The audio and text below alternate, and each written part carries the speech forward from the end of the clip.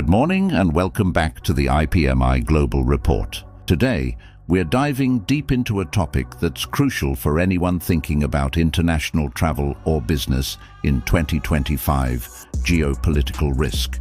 We are going to look at the world's most dangerous places and break down what makes them so hazardous. Now, this isn't just about sensational headlines. We're basing this analysis on official do not travel advisories from governments like the US State Department, the UK Foreign Office, and their counterparts in Canada and Australia. When these major governments all agree that you shouldn't go somewhere, it's for very serious reasons. Let's start with the countries that are considered high risk across their entire territory. For 2025, there's a consistent list of nations where the situation is so volatile that safe travel is practically impossible. We're talking about places like Afghanistan, Haiti, Syria, Yemen, Somalia, and South Sudan. The common thread here is severe, widespread armed conflict, terrorism, and a complete breakdown of law and order. In Haiti, for example, the risk of kidnapping for ransom is extreme. In places like Somalia and Yemen, you face a combination of conflict, terrorism, and even piracy. Then you have countries like Ukraine and Russia. For Ukraine, the reason is tragically obvious. The ongoing active war poses a constant and direct threat to life everywhere in the country. For Russia, advisories warn not only about the conflict, but also the high risk of wrongful detention and the arbitrary enforcement of local laws against foreigners. Other countries on this full do not travel list include Libya, Mali, Myanmar, Niger, and Sudan. In each case, a combination of armed conflict, political instability, and terrorism creates an environment where the safety of travelers simply cannot be guaranteed. But it's not always the entire country that's off limits.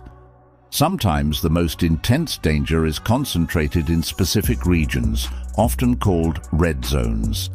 These are areas you must avoid, even if the capital city is relatively safe. Border regions are a classic example. Think about the areas of Pakistan bordering Afghanistan, which are hotbeds for militant activity, or the border between Lebanon and Syria. In Mexico, states like Sinaloa, Colima, and Tamaulipas are flagged with the highest warnings due to violent crime and kidnapping, even though millions visit other parts of the country safely. Beyond borders, internal conflict zones are another major concern. In Nigeria, northern states like Borno and Kaduna face persistent threats from terrorist groups. In the Democratic Republic of the Congo, the eastern provinces are essentially active war zones. And in Ethiopia, the Tigray region and its surrounding areas remain highly unstable.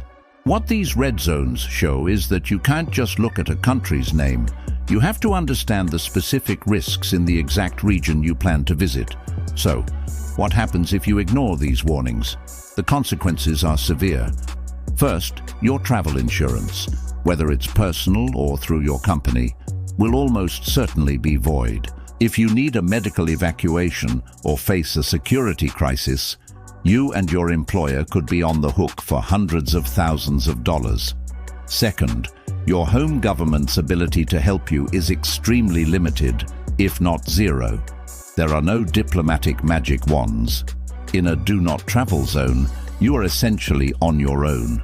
This is why organizations strictly prohibit travel to these locations. The world is a beautiful place, but it's also complex and, in some parts, dangerous. Staying informed by checking official government travel advisories is the most critical step you can take before any international journey. It's not about fear, it's about being smart, prepared, and respecting the realities on the ground. Thanks so much for watching. If you found this analysis helpful, please hit that like button, subscribe to the channel, and share this with anyone who travels. Stay safe out there and see you next time.